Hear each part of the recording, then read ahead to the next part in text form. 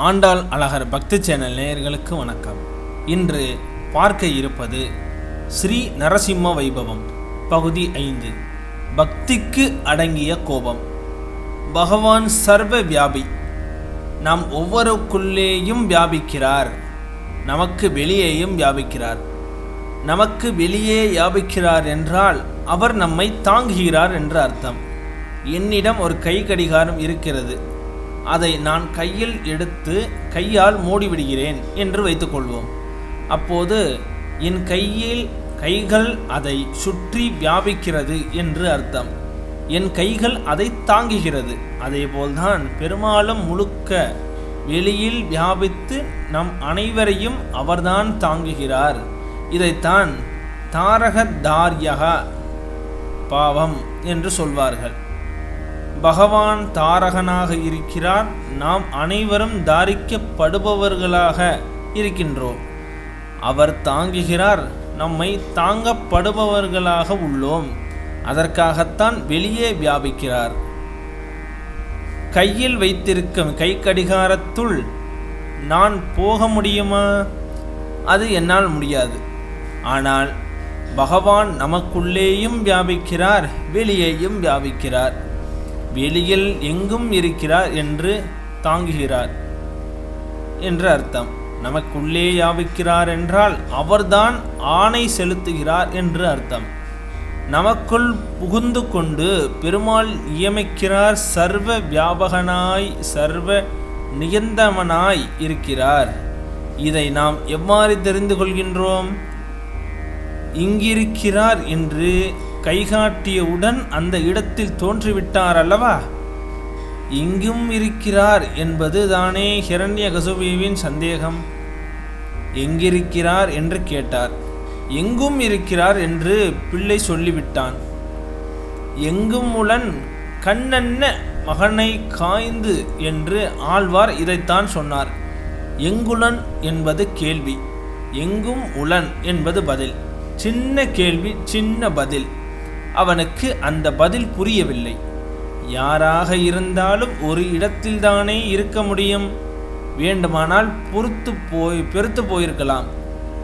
எல்லா இடத்திலும் ஒருவரால் இருக்க முடியுமோ? எங்கும் இருக்கிறார் என்று பிள்ளை சொல்லியதும் தந்தைக்கு சந்தேகம். இங்கிருக்கிறானா என்று கேட்டார். அதற்கு இங்கிருக்கிறார் என்று பதிலை தானே அவன் சொல்ல வேண்டும். ஏனோ அந்த பதிலை அவன் சொல்ல மாட்டேன் என்கிறான். திரும்ப திரும்ப எங்கும் இருக்கிறார் என்றுதான் அவன் சொல்லி கொண்டே இருக்கிறான். ஒருவேளை பிரகல்நாதன் அந்த தூணில் இருப்பதாக சொல்லிவிட்டான் என்று வைத்துக்கொள்ளுங்கள். 1000 வருஷங்கள் கழித்து ஒரு நாத்திகன் பிரகல்நாதனே அந்த தூணில் இருப்பதாக ஒத்துக்கொண்டு விட்டான். அதனால் பக்கத்து தூணில் இல்லை என்று அர்த்தம் என்று வாதாட வந்து விடுவான் அல்லவா? இதற்கு எந்த ரூபத்தில் எதிர்ப்பு கிளம்பும் என்று சொல்ல முடியாது.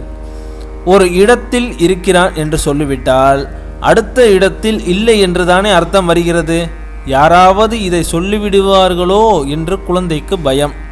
அதனால்தான் எங்கும் உளன் என்று சொல்லிக்கொண்டே இருக்கிறான். ஆனால் ஹிரண்யகசுபுவுக்கு புத்தி போதவில்லை. இங்கிருக்கிறானா என்று கேட்க, இங்கும் உண்டு தந்தையே, இங்கும் உண்டு என்றார். இவ்வாறு சொன்ன பிற்பாடுதான் பகவான் அவ்விடத்தில் தோன்றினான். எல்லா இடத்திலும் பெருமான் இருக்கிறான். சர்வ வியாபகன் என்று ஒரு கோணம், இது ஒரு கோணம். ஆக உருவத்திலும் அழகன், உள்ளத்திலும் அழகன், சேராத இரண்டை சேர்த்தவன், எங்கும் இருப்பவன் என்று எத்தனை கோணங்கள்! இது மட்டுமல்ல, இன்னொரு கோணம் இருக்கிறதே. எதையும் ஆயுதமாக பயன்படுத்துவான். சங்கல்பத்தாலே ஜகத்தை ரட்சிக்கிறார். பகவானுக்கு ஒரு ஆயுதத்தை கொண்டுதான் ரட்சிக்க வேண்டும் என்பது அவசியமில்லை. ஜகத்தை சிருஷ்டிப்பதோ காப்பதோ அழிப்பதோ இவை அனைத்தையும் தன்னுடைய சங்கல்ப சக்தியாலே செய்கிறார். அவர் கண்ணால் பார்த்து கையால் ஜகத்தை சிருஷ்டிக்க வேண்டும் என்பது அவசியமில்லை. அவர் சிரமப்பட்டு எதையும் செய்ய வேண்டிய அவசியமும் இல்லை. சாந்தியோக்ய உபனிஷத்தில் சத் வித் பிரயாணாகம் சொல்வது என்னவென்றால், பிரம்மம் அப்படியே சங்கல்பித்து கொள்கிறாராம். எல்லாமாகவும் ஆக கடவேன், எல்லாவற்றையும் படைக்க கடவேன். மனதுதான் நினைக்கும், நினைத்த மாத்திரத்திலேயே பண்ணுகிறான். கைகொண்டு கால் கொண்டு வியாபிப்பதில்லை. சங்கு சக்கரம் இருந்தால்தான் ஜெயிக்க முடியும் என்பதில்லை. அதற்காகத்தான் நகம் என்கிற ஆயுதத்தை பயன்படுத்தினான். நரசிம்ம அவதாரத்திற்கு ஆயுதம் சங்கும் அல்ல, சக்கரமும் அல்ல, கதையும் அல்ல, வாளும் அல்ல, வில்லும் அல்ல, வெறும் நகம்தான். உயிர் நுனியாலேயே மொத்தத்தையும் கிழித்து விட்டார் பெருமாள். இந்த கோணத்திலேயும் நாம் அனுபவித்து கொள்ளலாம். இப்படி ஒவ்வொரு ஆழ்வாரும் ஒவ்வொரு கோணத்தில் பகவானை அனுபவித்துள்ளார்கள்.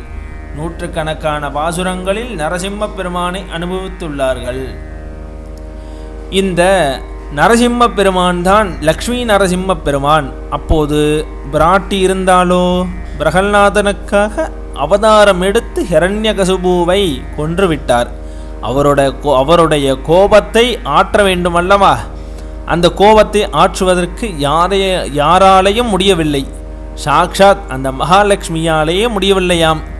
அப்போது பிரம்மா பிரகல்நாதனிடம் வந்து, பிரகல்நாதா, யாராலும் பெருமாளுடைய கோபத்தை அடக்க முடியவில்லையாம்.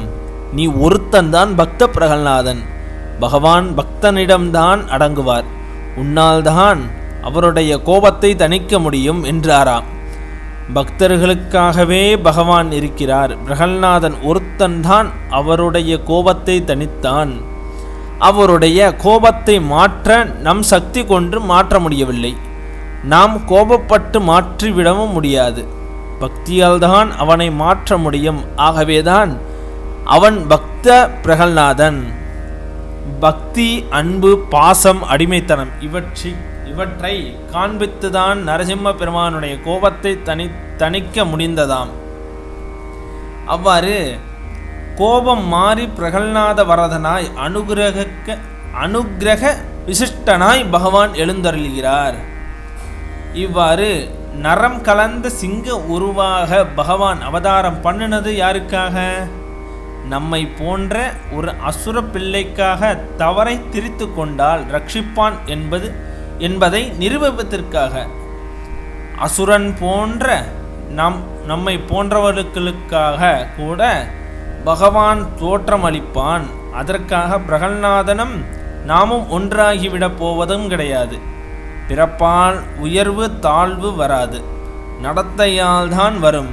பிராமணன் என்று சொல்கின்றோம், சத்திரியன் என்று சொல்கின்றோம், வைசியன் என்று சொல்கின்றோம். இவை எல்லாம் பிறப்பால் வந்துவிடப் போகிறதா? வைபவம் தொடரும். இதன் தொடர்ச்சியை அடுத்த பகுதியில் சந்திப்போம். வீடியோவை பார்க்கக்கூடிய நேயர்களை வீடியோவை லைக் செய்யுங்கள், ஷேர் செய்யுங்கள், சப்ஸ்கிரைப் பண்ணுங்கள். தங்களின் பொன்னான கருத்துக்களை கமெண்ட் பாக்ஸில் பதிவிடுங்கள். தேங்க்ஸ் ஃபார் வாட்சிங்.